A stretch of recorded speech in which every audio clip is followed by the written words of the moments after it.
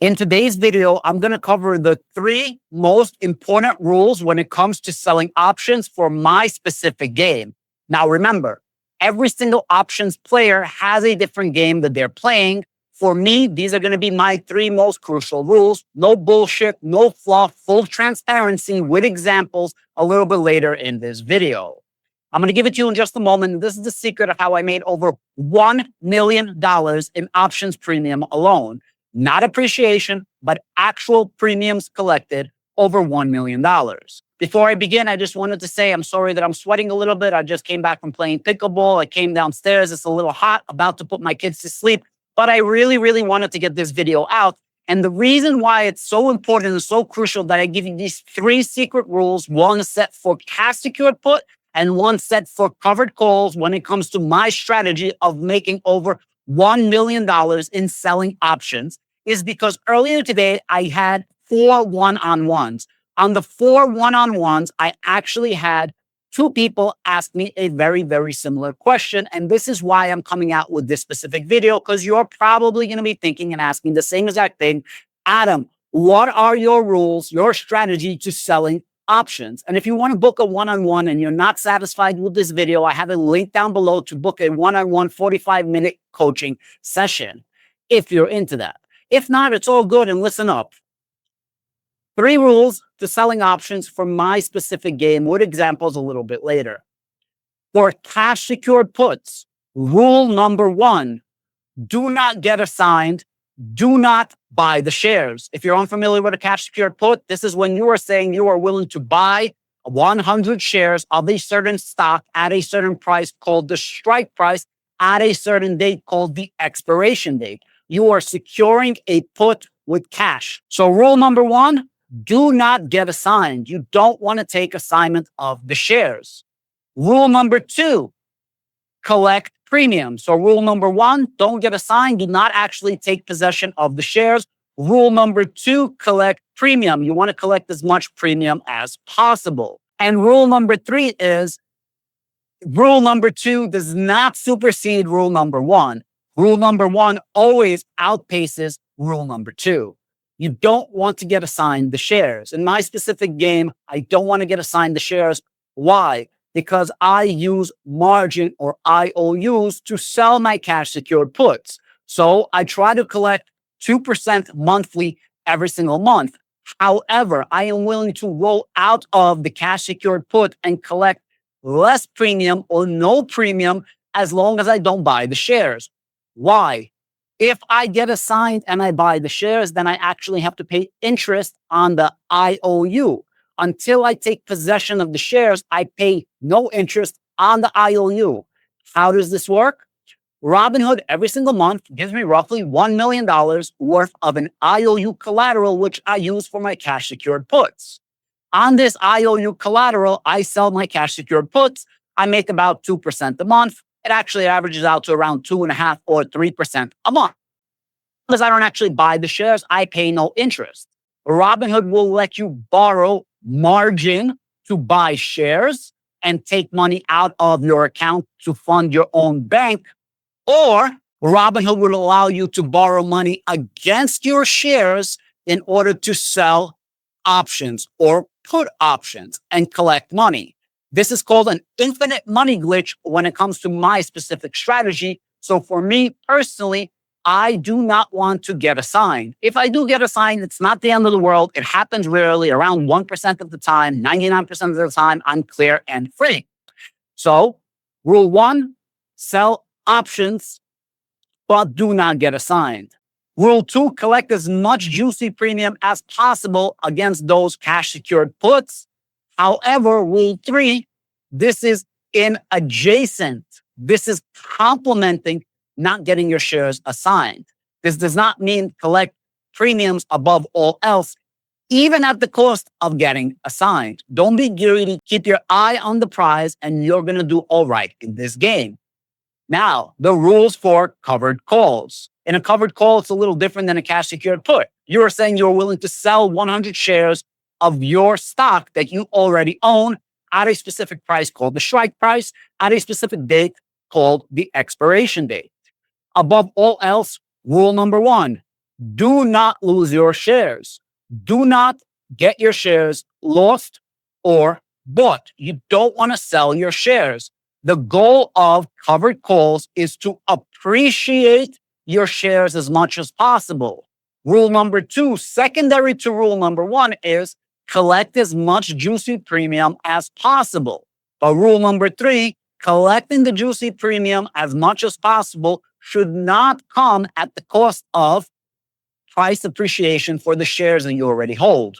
Let me elaborate a little bit. If you are an option seller like myself, you don't just want to get asset premium. You want to get asset premium and asset appreciation, with asset appreciation being your primary goal.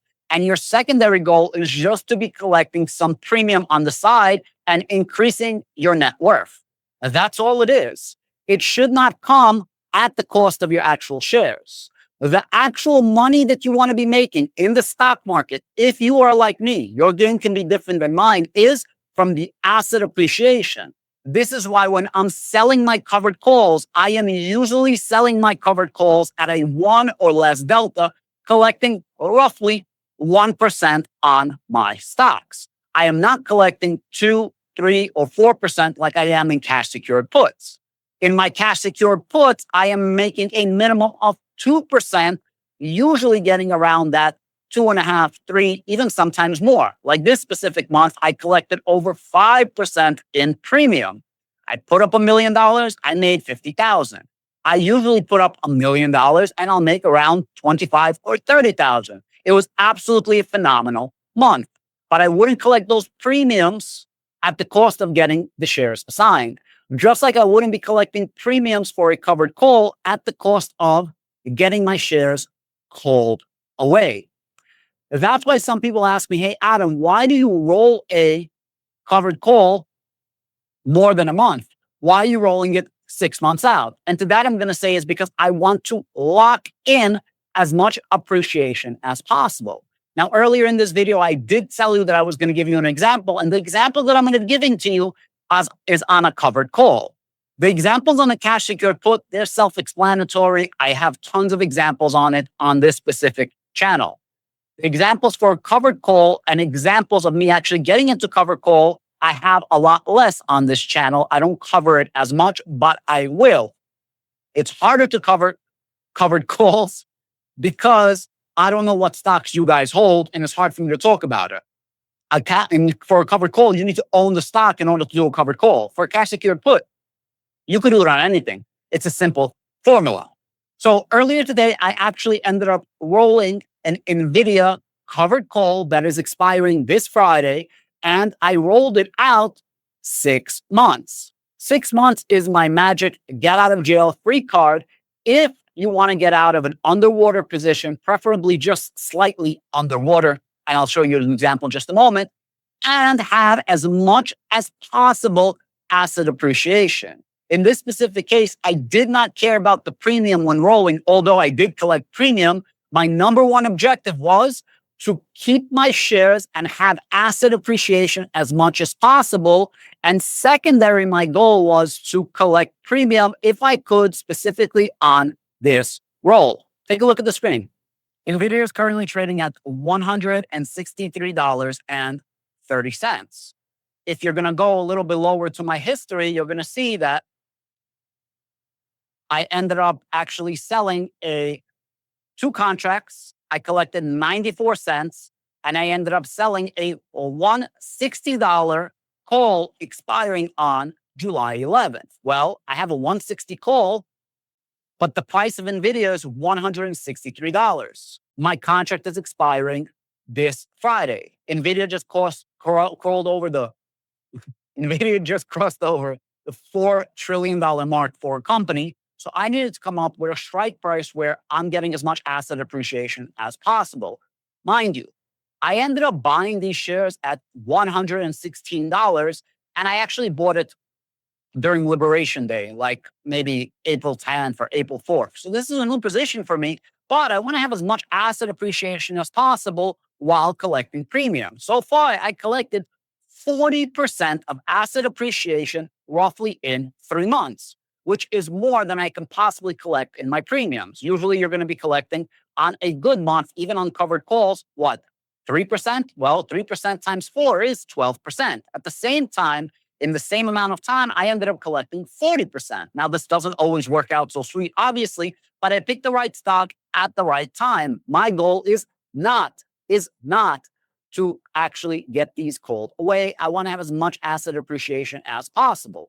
So because of that, I ended up doing this play right here, a short roll, and I collected $516. Well, I own 200 shares. So I collected roughly 40 cents a share, maybe 45 cents a share. Not a problem. I collected $516 worth of premium. I own 200 shares. So I ended up collecting $2.58 of appreciation, which is not bad because right now the price of NVIDIA is $263. So I ended up collecting $2.58 worth of premium. That's not bad, but this is over a course of 6 months. The real winner right here, the real reason I did this was I closed out this right here. I bought my NVIDIA $160 call expiring this Friday, 2 of them, and I bought it for $4.83. I believe I collected 90 cents in the play to begin with. Irrelevant right now. And I ended up selling in NVIDIA covered call $205 expiring January 16th, 2026.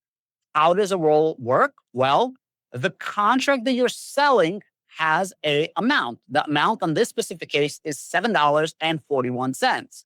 And the amount that you're collecting should be a lot higher than the amount that you owe.